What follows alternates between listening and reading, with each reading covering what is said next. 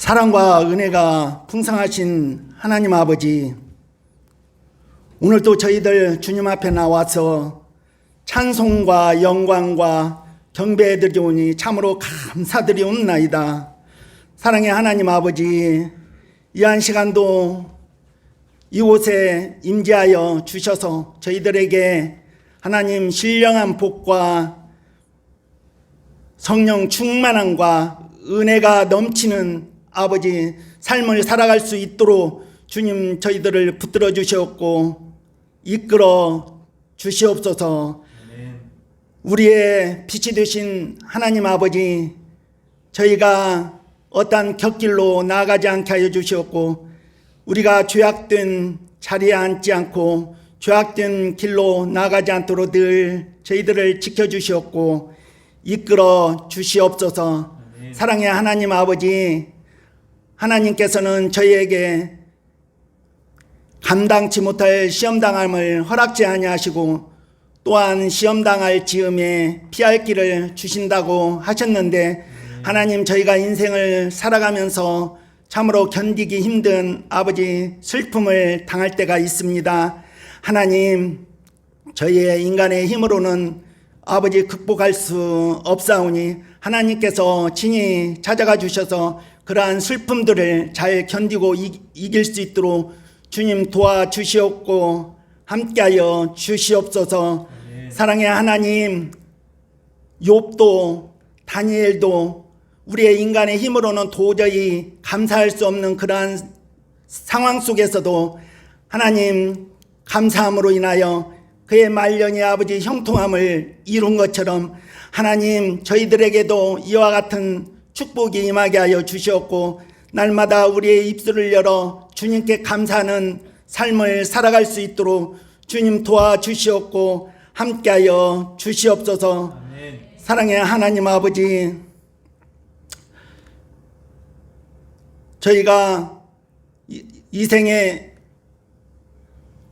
어떠한 자랑과 정욕의 육신의 정욕과 안목의 정욕만을 따라가지 않게 하여 주시옵고 저 엘리사에게 갑절의 아버지 영감을 주신 것처럼 저희들에게도 이와 같은 영감을 허락하여 주셔서 날마다 우리 뒤에서 살아 역사하고 우리에게 힘주시고 우리에게 날마다 지혜 주시는 하나님만을 바라보며 살아갈 수 있게 하여 주셨고, 특히 우리 성화교회에 자라나는 청소년들과 청년들에게 하나님 저 불말과 불병거를 바라볼 수 있는 그러한 영안이 열릴 수 있도록 주님 도와주시옵고 함께하여 주시옵소서. 이 시간 말씀을 전하시는 목사님 성령의 아버지 충만함을 더하여 주시옵고 그 말씀의 능력을 더하여 주셨고 날마다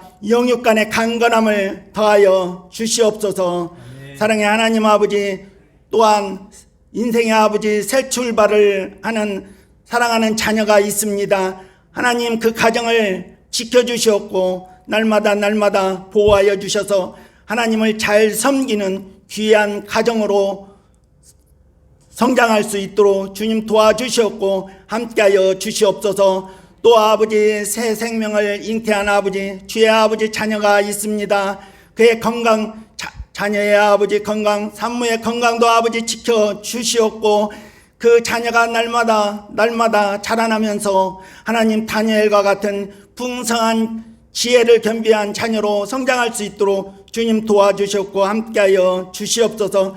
사랑의 하나님 아버지, 특히 이 순간에도 아버지 병성에 누워있는 아버지 주의 백성 자녀가 있습니다. 하나님 그들을 긍휼히 여겨 주시옵고 하나님의 아버지 능력 있는 아버지 팔로 붙들어 주시옵고 하나님의 풍성한 아버지 위로가 있게 하여 주시옵소서.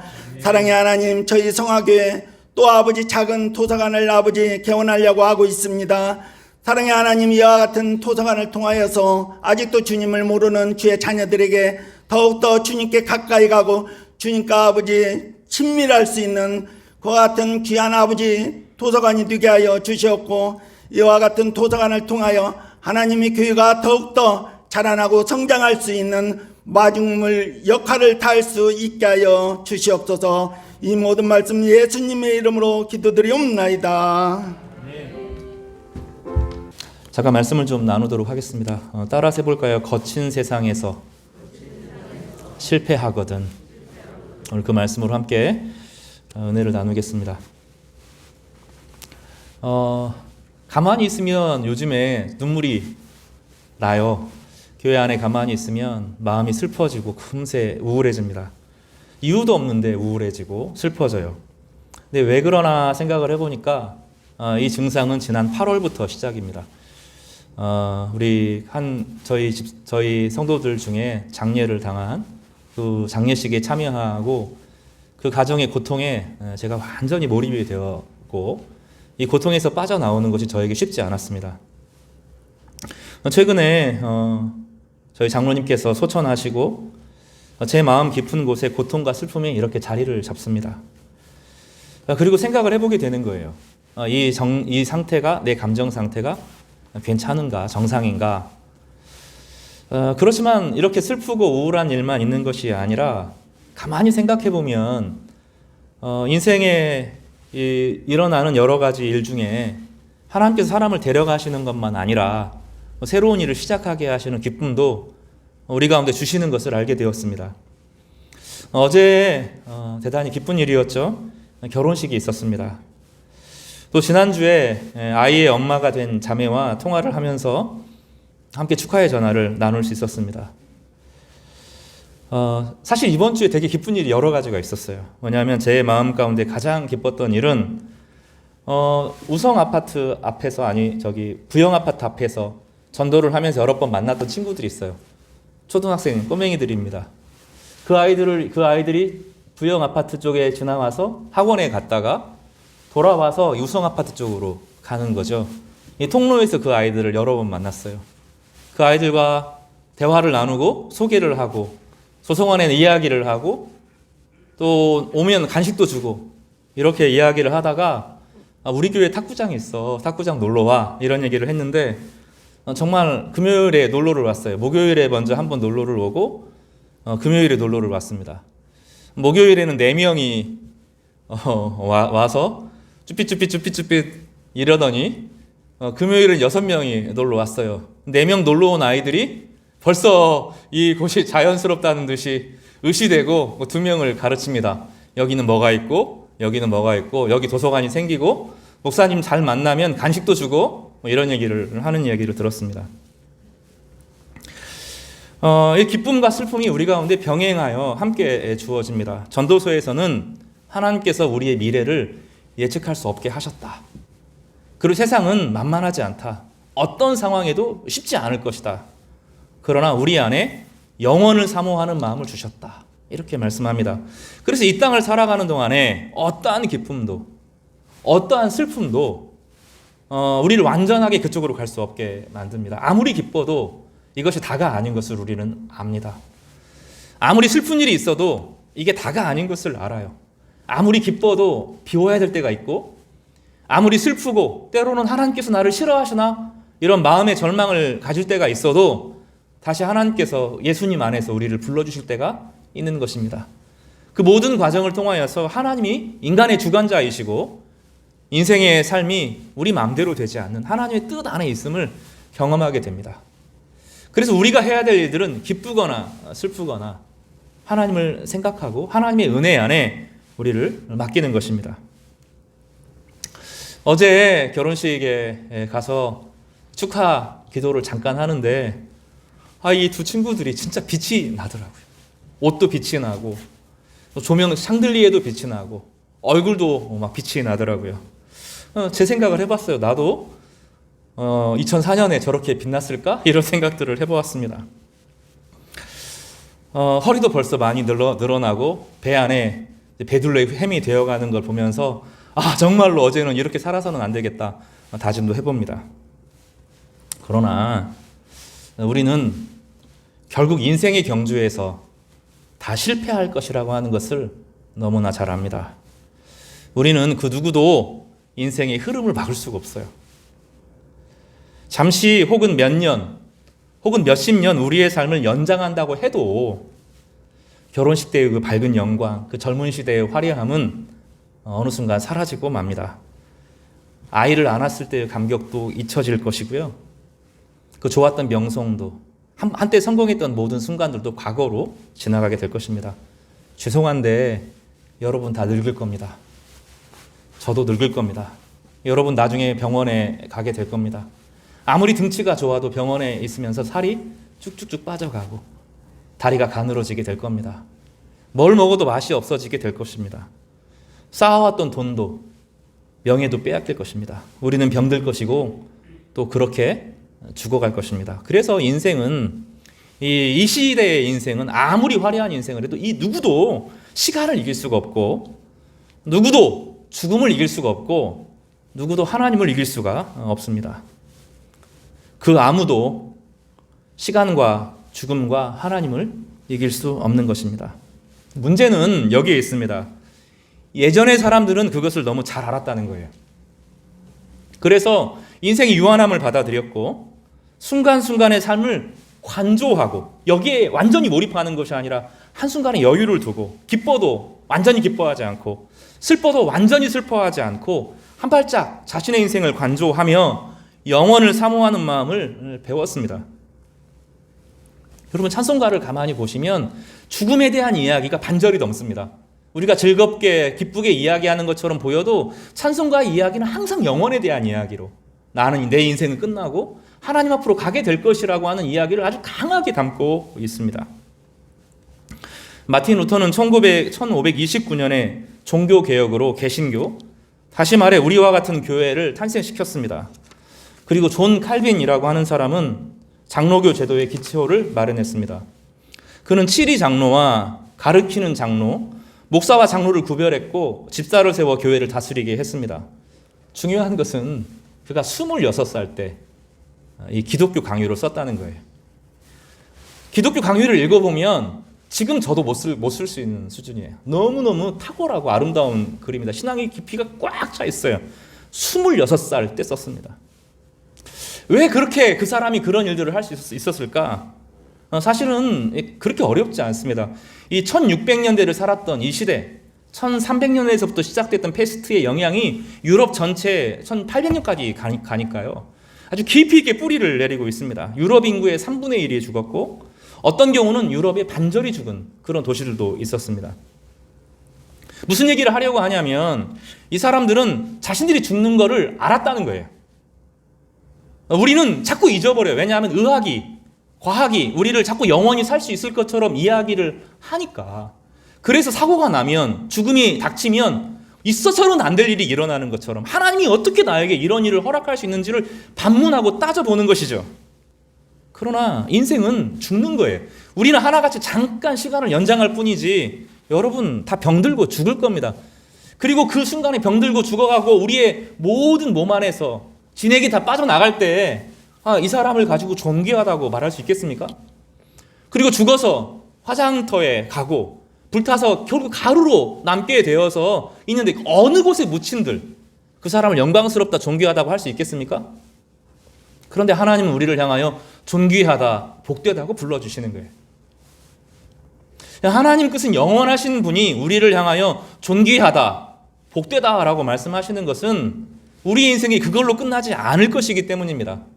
예수 그리스도의 부활은 그래서 위대한 것입니다. 그리스도의 부활 안에 우리도 다시 살아날 텐데 그 부활 안에서 모든 죄를 이기고 모든 과거의 슬픔을 이기고 모든 미움이 해결되어지고 완전한 이해 가운데 서로를 바라보게 될 것입니다. 우리는 예수님을 완전히 그때 이해할 것입니다. 우리는 살아있는 동안에 경험을 완전히 이해하지 못했던 남편을 그때 완전히 이해할 겁니다. 우리 아버지를, 우리 자녀를 완전히 이해하는 그 순간을 경험하게 될 것입니다. 그래서 하나님은 우리를 가리켜서 존귀하다, 복되다 그러시는 것입니다. 우리 인생은 늙어가고 실패하고 우리 육체의 죽음 앞에서 모두가 실패하겠지만 하나님 우리를 영원히 복되다고 하시고 예수 그리스도 안에서 우리를 불러내실 것입니다. 우리는 그것을 받아들여야 됩니다. 그래서 슬플 때 너무 슬퍼하지 마시기 바랍니다. 기쁠 때 너무 자만하지 마시기 바랍니다.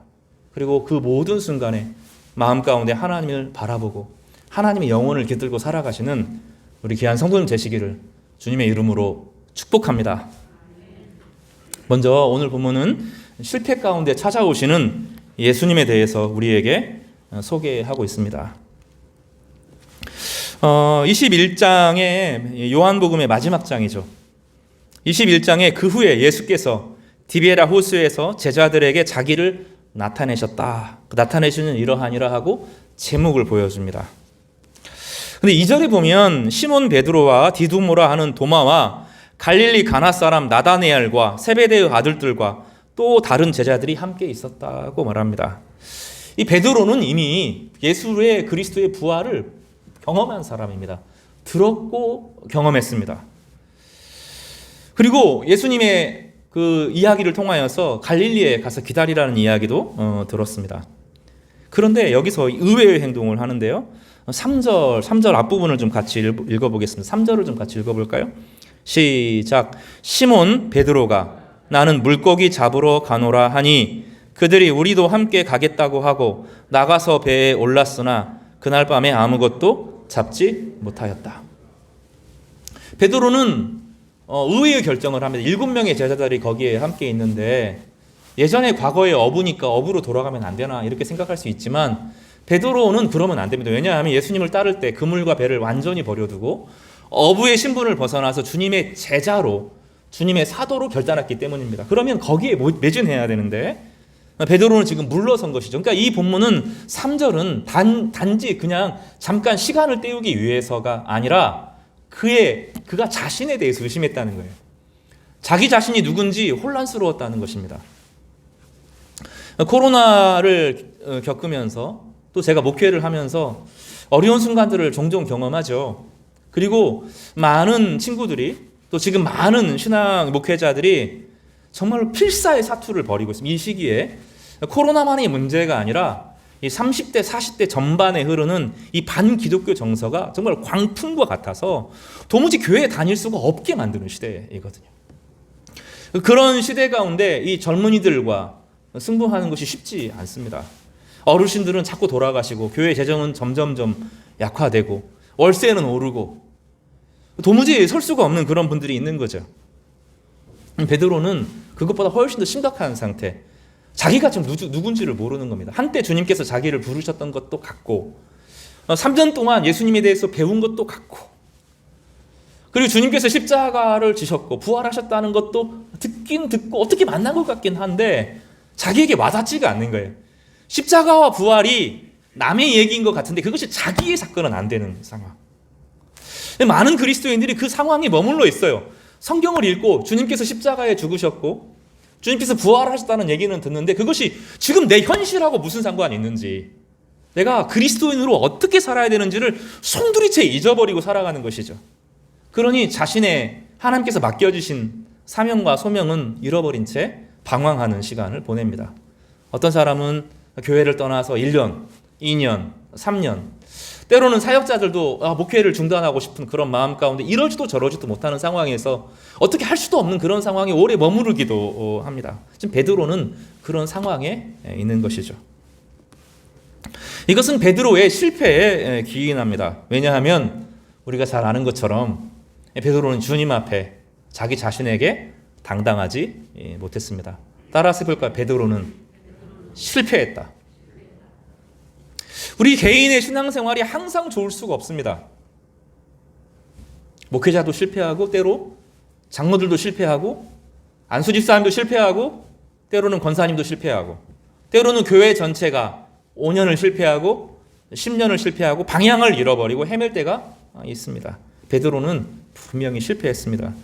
베드로의 실패에 대해서 마태복음 26장 69절에서부터 75절까지 예수님을 3번 부인하는 그런 장면이 나옵니다. 그런데 이 베드로의 실패는 예견된 것이었습니다. 뭐냐 하면 두 가지 중요한 이유가 있는데요. 첫 번째로 요한복음 13장 36절에서 38절입니다. 우리 그 본문을 한번 좀 보겠습니다. 요한복음 13장 36절에서 38절까지 말씀입니다. 같이 읽겠습니다. 같이요. 시작. 시몬 베드로가 이르되 주여 어디로 가시나이까? 예수께서 대답하시되 내가 가는 곳에 내가 지금은 따라올 수 없으나 후에는 따라오리라. 베드로가 이르되 주여 내가 지금은 어찌하여 따라갈 수 없나이까? 주를 위하여 내 목숨을 버리겠나이다. 예수께서 대답하시되 내가 나를 위하여 내 목숨을 버리겠느냐? 내가 진실로 진실로 내게 이르노니 닭 울기 전에 내가 3번 나를 부인하리라. 베드로는 자신이 있었어요. 주님이 가는 곳이면 어디든지 갈 것 같았어요. 주님이 십자가를 지면 자기도 십자가를 질 거라고 용기 100배 자신만만했습니다. 우리는 이런 경험을 해요. 영적 체험이 충만할 때, 과거에 내가 경험했던 어떤 사건, 그때 기도할 때 불 받았다 막 이런 사건들, 직분을 받을 때, 사람들이 자기를 인정할 때, 승리할 때 내가 영원히 그럴 거라고 생각합니다. 내가 그럴 수 있을 거라고 생각해요. 상황이 바뀌기 전에 좋은 환경에서 누가 못 따라갑니까? 다 그렇죠. 좋은 상황에서 누구든지 용기를 내고 감정이 좋을 때 내가 하나님을 향하여 죽을 것 같이 다 이야기를 하는 거죠. 베드로는 자신만만했어요.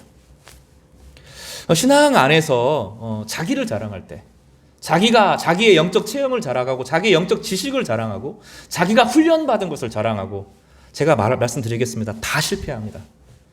세상은 그렇게 만만하지가 않고, 사탄은 2000년 역사 가운데, 아니 하나님의 백성들을 상대하는 그 3500년, 그 모세 노아의 시대까지 따지면 4000년, 그 모든 시간에 인간들을 계속 만나고 상대해 왔어요. 그리고 그 사람들을 자만하게 만듭니다. 이만큼 하면 됐지, 네가 이만큼 훈련 받았으면, 이렇게 좋은 학교에서, 이렇게 좋은 스승님 밑에서, 이렇게 좋은 책을 읽고, 이렇게 영적인 경험을 했으니 나는 괜찮다, 이런 생각들을 갖게 만든다고요. 자기를 과신했던 것이 베드로의 넘어짐의 문제였습니다. 이 자기의 과신의 문제는 다음의 단계로 넘어가는데, 따라서 해볼까요? 기도의 실패. 마태복음 26장 36절과 46절을 한번 찾아보겠습니다. 마태복음 26장 36절에서부터 46절까지입니다.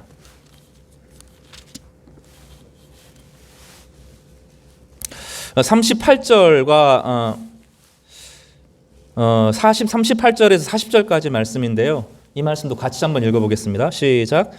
이에 말씀하시되 내 마음이 매우 고민하여 죽게 되었으니 너희는 여기 머물러 나와 함께 깨어 있으라 하시고, 조금 나아가사 얼굴을 땅에 대시고 엎드려 기도하여 이르시되 내 아버지여 만일 할만하시거든 이 잔을 내게서 지나가게 하옵소서. 그러나 나의 원대로 마옵시고 아버지의 원대로 하옵소서 하시고, 제자들에게 오사 그 자는 것을 보시고 베드로에게 말씀하시되 너희가 나와 함께한 이 시간도 이렇게 깨어 있을 수 없더냐. 훈련이 되고 준비가 되고 이만큼 했으면 됐다고 생각하는 이 마음은 필연적으로 기도가 소홀해져요. 기도하지 않아도 내가 이만큼 됐으니 가능하다고 보는 거죠. 그래서 그는 앞에 닥쳐올 위기나 상황을 전혀 예측하지 못하고 기도하지 못해서 육체의 피곤을 이기지 못하고 잠들었습니다. 주님은 좀 대조가 되죠. 주님은 하나님의 아들이시고 오랫동안 경건하신 분이고 죄가 하나도 없으신 분인데 이 십자가의 짐을 자신의 힘으로 질 수 없다는 것을 아셨잖아요. 그래서 주님은 순종할 수 있도록, 하나님 말씀에 의지할 수 있도록, 하나님이 자기와 함께 하실 수 있도록 주님은 기도하시고 계시죠. 근데 베드로는 주님을 따르고 주님께 배웠고 주님께 훈련받았고 영적인 체험을 했고 사탄을 쫓아낸 경험이 있고, 그러니 기도가 결사적이지 않은 거예요. 영적 자만은 필연적으로 기도의 실패로 이어집니다. 그리고 이 영적 자만과 기도의 실패는 그의 인생에 뼈아픈 실패를 가져오게 되죠. 마태복음 26장 69절에서부터 75절까지 그 말씀을 기록하고 있습니다. 베드로가 바깥들에 앉았더니 한 여종이 나와 이르되 너도 갈릴리 사람 예수와 함께 있었도다 하거늘, 베드로가 모든 사람 앞에서 부인하여 이르되 나는 내가 무슨 말을 하는지 알지 못하겠노라 하며 앞문까지 나아가니 다른 여종이 그를 보고 거기 있는 사람들에게 말하되 이 사람은 나사렛 예수와 함께 있었도다 하매 베드로가 맹세하고 또 부인하여 이르되 나는 그 사람을 알지 못하노다 하더라.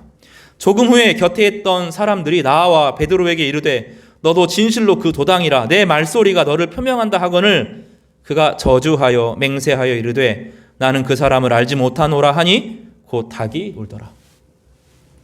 영적 자만과 기도의 실패가 어린아이 앞에서 또 사람들 앞에서 예수님을 부인하게 할 뿐만 아니라 예수님을 저주하게 만드는, 다시 말하면 상황을 이기지 못한 상황에 끌려가는 사람이 되고 만 것입니다. 자기 자신이 있을 때는 내가 모든 것을 내 마음대로 하고 세상이 뭐라 하든지 간에 내 뜻대로 할 수 있다고 생각했던 참된 나라고 했던 이 베드로는 무너지고 절망하고 좌절하고 말았습니다. 예수님은 전혀 다른 모습을 보여주시죠. 하나님의 아들이심에도 불구하고 기도함으로 하나님께 자신의 삶을 맡기고 주님의 뜻을 구하고 아버지의 뜻을 간구했던 예수님은 그 어려운 상황에서도 하나님의 뜻을 행하고 주님의 십자가를 지는 사람으로 하나님의 온전한 뜻을 이루는 하나님의 영원한 아들로 증명되시는 십자가와 부활의 사건을 경험한 것입니다. 이 베드로의 부인은 요한복음 21장에 대단히 중요한 화두로 다뤄집니다. 왜냐하면 요한복음 21장의 마지막에 예수님께서 3번 물어보시거든요. 베드로에게 네가 나를 사랑하느냐? 네가 나를 사랑하느냐? 네가 나를 사랑하느냐? 이것은 단지 그냥 3번 그의 사랑을 확인시켜주는 것이 아니라 3번 예수님을 부인했던 베드로를 안심시키고 그의 자존감을 회복시키고 그의 영적 상태를 회복시키고 베드로의 마음 가운데 있는 죄책감을 덜어내시고 주님 앞으로 나아올 수 있도록 배려하신 것입니다.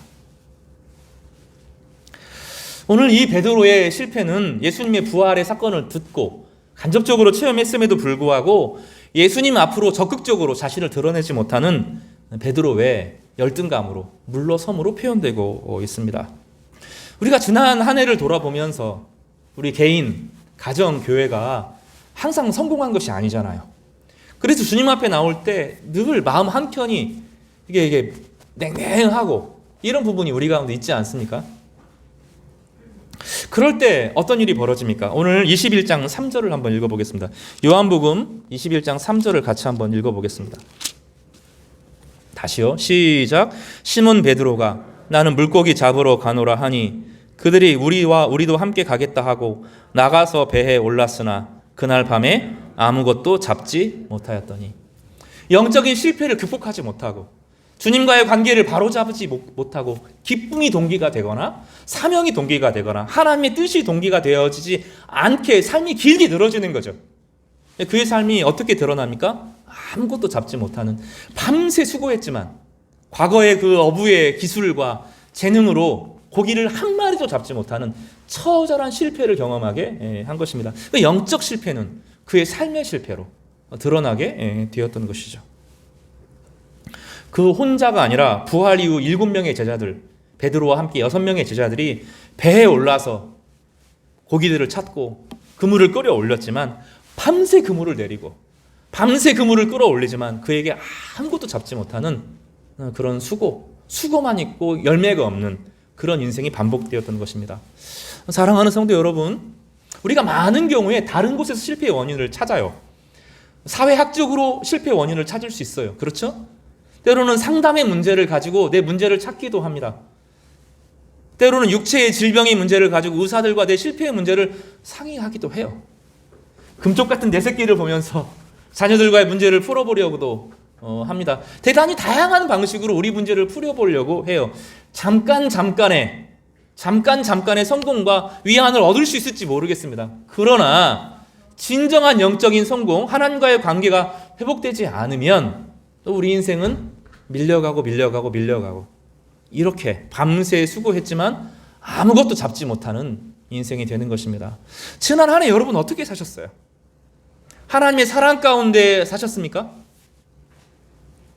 하나님의 은혜가 부어지는 것 가운데 사셨어요? 여러분의 삶이 하나님의 은혜가 동기가 되어 살았습니까?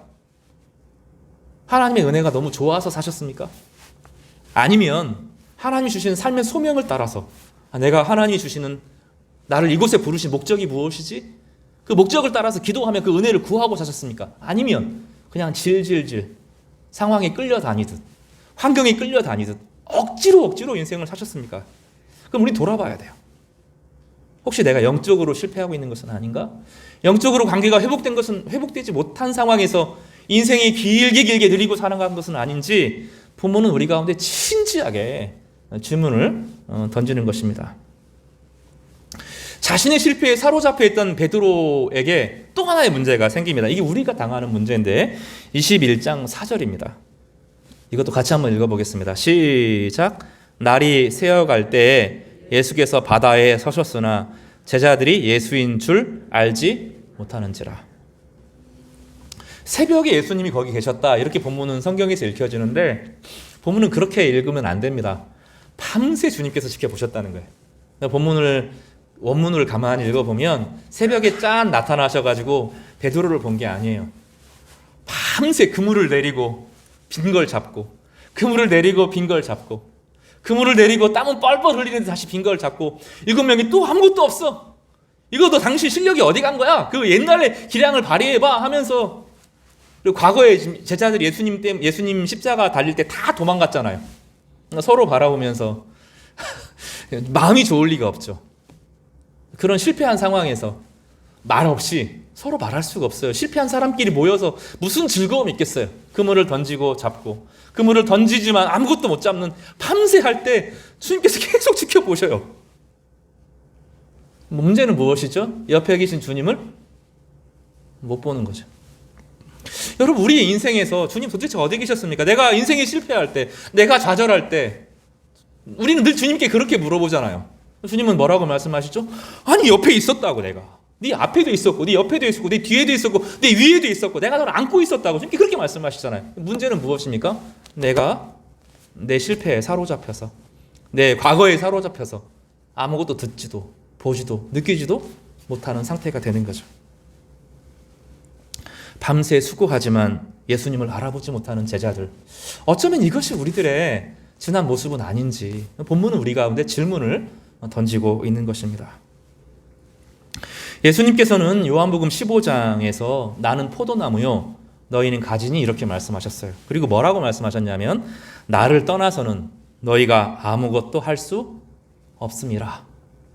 때때로 세상에서 잠깐의 성공을 누릴 수 있을지 모르지만 진짜 삶은 아니라는 거예요.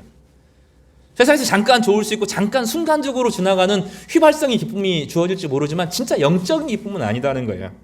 진짜 삶의 기쁨은 주님과 동행할 때, 주님과 연합할 때, 주님이 내 안에 계시고 내가 주님 안에 계실 때, 있을 때, 그래서 영적인 교감을 나눌 때 비로소 진짜 삶이 돌아온다는 것이죠. 주님께서 부르셔요. 그들이 주님을 찾지 못할 때 주님께서 부르십니다. 이 5절에 뭐라고 말하죠? 예수께서 이르시되 얘들아, 얘들아. 성경에서 얘들아가 두 가지 종류가 있습니다. 진짜 어린아이들, 어린아이가 어린아이 같이 되지 않으면 천국에 들어갈 수 없다, 이렇게 말하는 파이디아, 그 어린아이를 말합니다. 여기서는 테크나, 이런 말을 씁니다. 테크나. 이거는 철들지 못했다, 그런 뜻이에요. 신앙 안에서 성숙하지 못했다. 왜 성숙하지 못합니까? 주님 없이 밤새 일하고 주님이 옆에 있어도 못 알아보는 사람, 내 고통과 함께 하시는 하나님을 알아보지 못하는 사람, 어리다는 거예요. 목회자인데 어릴 수 있어요. 중직자인데 어릴 수 있어요. 그런가 하면 이사야와 예레미야와 같은 사람은 어리지만 하나님을 경외하는, 사무엘과 같은 사람은 어린 시절부터 하나님을 깊이 경외하는 사람이기도 했죠. 여러분, 이런 유치함에서 벗어나야 됩니다.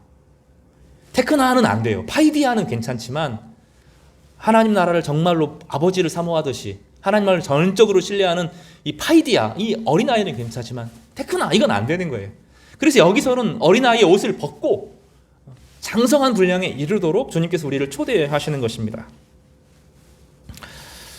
주님께서는 그들을 향하여 이렇게 질문을 던지죠. 고기가 있느냐? 없나이다. 그물을 배 오른편에 던지라. 그리하면 잡으리라 하시니 이에 던졌더니 물고기가 많아 그물을 들 수 없더라. 주님과 관계가 회복되고 주님의 목소리를 듣고 주님께 순종했더니 하나님께서 은혜를 주십니다. 본문에서 사실 이 베드로는 아직도 예수님을 알아보지 못했어요. 자신의 슬픔에 완전히 사로잡혔고 예수님은 부활하셨기 때문에 사실은 그 간격이 있을 것입니다. 요한복음 21장은 사도 요한이 베드로에게 알려준 것으로 이야기합니다. 저거 예수님 같아.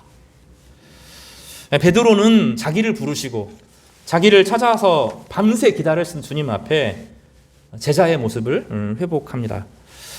7절이죠. 예수께서 사랑하시는 그 제자, 사도 요한을 가르치는 것 같습니다. 그 제자가 베드로에게 이르되 주님이시라 하니 시몬 베드로가 벗고 있다가, 어부로서는 벗고 일해야 되겠죠? 밤새 땀을 흘리면 벗어야 됩니다.